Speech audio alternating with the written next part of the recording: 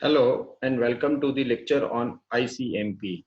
ICMP means Internet Control Message Protocol. Let's see a very important protocol which is ICMP. The layer at which this ICMP works is network layer. And if you see, ICMP is used in two ways.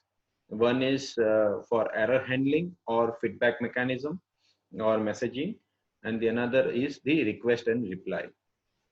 In the error handling or the feedback messaging, there are various types of ICMP messages. They are TTL exceed, parameter problem, source quench, source redirect, destination unreachable, echo request and reply. For request and reply, there are echo request and echo reply, timestamp request and reply, network mask request and reply, router solicitation and advertisement. So the heart of network layer actually is IP, and ICMP packet will go in the IP packet, which means ICMP will take the support of IP in order to send the packet. So every ICMP packet will go in IP packet. Whenever something is wrong during the communication, then only you are going to send ICMP packets. For error handling, right? So in ICMP, in case of request and reply, what we do is you can initiate a packet from the sender, that is from the sender side, and you will even get a reply for that, which means in both the directions the ICMP will flow, right? So if you want some information, you can send a request packet and you will get reply packet either from the router or from the receiver. Now, coming to error handling, when anything is wrong, ICMP is going to generate ICMP error packet either at the router level or at the destination. IP is a datagram service which is unreliable. Anything can go wrong and you can find out and you cannot find out what went wrong. So IP has an assistant called as ICMP. And whenever any IP packet is lost or discarded, ICMP is going to respond and is going to send you back the feedback. And that is error handling. So now, now we will see with the example what is the meaning of this, right? Let's say the most let's say source is there and the receiver is there, and this source is sending the packet to the receiver, and at the R3, the most popular, at R3, there is some congestion, right? So the most popular reason why the packet is discarded is due to congestion, understand? And congestion means the router is already busy and it does not have any space to take any more packets and you are sending. And what you are doing is you are continuously sending more packets to it, and that router cannot store those packets and process it. That is why now what it is going to do is it is going to discard it. As a courtesy, anyone who discards the IP packet is supposed to send the ICMP packet to the source saying that I discarded it. It is just a courtesy and not a rule, understand? So now what this router R3, let's say R3 is in congestion, right? So now what this router R3 will do is it will start sending an ICMP packet, and who is the sender for this ICMP packet? R3, right? And who is the destination? Destination is source S. So now when this ICMP packet is being sent, because of high congestion at R2, assume that this ICMP packet is again discarded, right? So that is second cross at R2, right? The cross at R2. So R2 discards it, and what will R2 do? R2 will say that I have discarded this, I discarded your packet, and who is the source of this ICMP? It is R3, and again ICMP is present in IP packet, right? So therefore, whenever this R2 discards this ICMP packet, it should again send the ICMP packet to R3. The reason is the source of ICMP packet is R3. So what is happening here? The packet is lost, and even the feedback packet is also lost. And if you want this feedback packet to be reliable, then you should even send ICMP packet, right? Even if ICMP packet is discarded, and if you allow that, then there will be an infinite loop and everything will come to halt. So the rule is for any ICMP packet in IP, if it is discarded, no further ICMP packet will be generated, right? So this is the rule that if the IP packet is discarded, then ICMP would be generated. But if the ICMP packet itself is discarded, then no ICMP packet would be generated. So in totality, what we have seen is IP plus ICMP both together is still unreliable. So even if ICMP is there, there is no guarantee that it will be reaching the other side. Also, most of the time, ICMP packet will be discarded by the routers, right? Considering that it is useless. So this is the situation, right? And now we'll look into the other error messages one by one. So all the error messages one by one. So first is TTL exceed. So whenever, now what is the meaning of this is every router is going to decrement it, right? So let us take this example. Whenever TTL becomes 0 at the router, it is supposed to discard it. So when the packet reaches at various stages of in the network and at the router, if the value of TTL becomes equal to 0, what is the meaning of that? It is going to discard it. And as a courtesy, ICMP message is generated to inform the source. So this is the diagram, let's say ICMP with some TTL equal to 2 is there. So TTL 2, then when it reaches at the the first router, the value of TTL will be decremented to 1. And when it becomes equal to 0 at router R2, the ICMP packet would be, that packet would be discarded, right? So that X cross mark. And then this router R2 is going to send the ICMP packet to the source. So one by one, first of all, it will pass to R1 and R1 then it will send it to the source.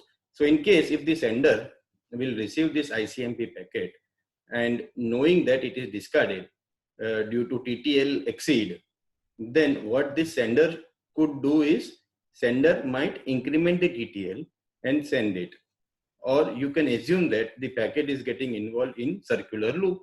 If the TTL is already set more than 32 and still you are getting ICMP type as TTL exceed message, it means that the packet is involved in a loop and there are various troubleshooting methods for it, right? So next, this is one type of error message and how the ICMP will be handled. So ICMP type, in the written message, ICMP type would be there, which is saying here TTL exceed. Next is source quench, right? So source quench, the meaning of the quench is, little meaning of this quench is strong, right? So at any point, either a router or a destination, someone is going to act as a receiver, right? So either a router or a destination, someone is going to act as a receiver. So router R1 is sending lots of packet to R2. And let's say, and this router R2 is not able to handle this many packets, right? Then what could R2 say is quench, right? So R2 is saying that I cannot handle this many packets, right? So you please quench, that's what it's saying. I'm not able to handle this many packets that you are sending. This is known as source quench. That is stop, I cannot handle it. So R1 is supposed to find alternate route or it has to slow down its transmission. That is what is all about source quench, meaning of this, literal meaning of this, okay? Then there is another type of error message which is known as parameter problem, right? So we have seen a strict source routing and in that, let's say there is a source and a destination. In the source, if strict source routing is supposed to be followed, then all the path is completely set, given in the packet. So let's say it is R1, R2 and D, right? So it will first reach to R1, then as per the strict source route, it has to pass to the R2. But what it has found out is that router is in failure and because of some broken link, right? So what it will do is this packet has to be discarded, right? And it will generate the ICMP error message with the type as parameter problem, right? So when you are sending this packet, when this IP datagram, some of the parameters in the header might get changed or might get corrupted. So for example, this we have seen. So another possibility is if the packet is corrupted, and so the checksum will change, right? And it will be discarded because of that. So ICMP error packet will be generated for this and for this type of even parameter problems, right? So parameter problem could be of different types here. With any of the change in the parameters, there will be some ICMP parameter problem message which will be generated. Then there is a destination unreachable ICMP error message. So destination is not reachable. The meaning of this is destination is not reachable. That is why we are not able to deliver the message. So how will you find out that the destination is not reachable or is unreachable? So understand destination unreachable is of two types. One is destination host unreachable and another is destination port unreachable. So destination host unreachable is basically generated by the router at the router level, and destination port unreachable means packet has already reached to the host, but then it is not making sure that it is reaching to the appropriate process. So host is already reached, but the port is not reached, right? So this message, ICMP error message will be generated by the host and not by the router. So taking this as this diagram as an example, let us see that there is a sender and the receiver, and there are two routers in between, and the source is sending a packet to the destination. So packet will reach to router R1, then it will reach to router R2, and let's say if this destination is down, let's say this link is down and this destination is not available. In that case, router R2 will generate the ICMP error message as destination host unreachable. Are you getting the meaning of this? So when the host is not available, the ICMP a host unreachable, destination host unreachable ICMP packet would be generated. The second case is let's say the sender is sending a packet with some port number 80 to be with some port number 80, which is expected, right? So at the receiver, it is waiting for this process with the port number 80 to be available for this particular packet, right, to be made available for communication. So assume that there is no process with port number 80 in that case on the receiver side. So packet is received, but the host for the port number 80 is not available. That's why actually the packet has been made available to the host, but the port is not reachable. That's why the message ICMP port unreachable, DPU. Let's say sender destination host is unreachable. So R2 is what will happen at R2 is asking for MAC address to deliver a packet, right? But this router will not get any reply, right? Because that machine is down. So destination machine is down. Because of that, the router R2 will not get it, right? So another possibility of this is let's say of destination unreachable is let's say R2 is asking for just a minute. Okay. So another possibility of this one destination host unreachable is with DF flag, do not fragment flag. DF flag stands for do not fragment flag. So let's say the MTU of one network of the sender is of size 1500, and MTU of the required on the other side of the router is, let's say, 500. And what we have done is we have sent the packet of 1500 byte from the sender, and we have also set the DF flag equal to 1. So what will happen is at the router is supposed to see what is the underlying at the other side network size, MTU size. So it is looking at 500. 500 is the size, and resulting into what? Resulting into the situation wherein it will identify that this packet needs the fragmentation to be done, but it cannot do the fragmentation because the DF flag is set to 1. So what will happen at the router is supposed to discard it. Why? Because it is saying that do not fragment, but to make sure that the packet has to reach the other side, to take it further, it has to be fragmented. But as the fragmentation is not allowed because of DF flag, what this router will do is router will generate the ICMP DHU, destination host unreachable. So when this message ICMP message is sent, now it is going to send a destination host unreachable type, and along with that it is going to send a lot of other information. That is, fragmentation is required because DF flag is set to 1, and even the MTU size. So the receiver I mean, the sender will also come to know that no, instead of 1500 bytes, next no, the packet has to be of 500 size instead of 1500. So it will, by this no, it will also come to know what is the next MTU, and will then do the appropriate size of the packets, the segmentation of the packets at the sender side, and will then send it.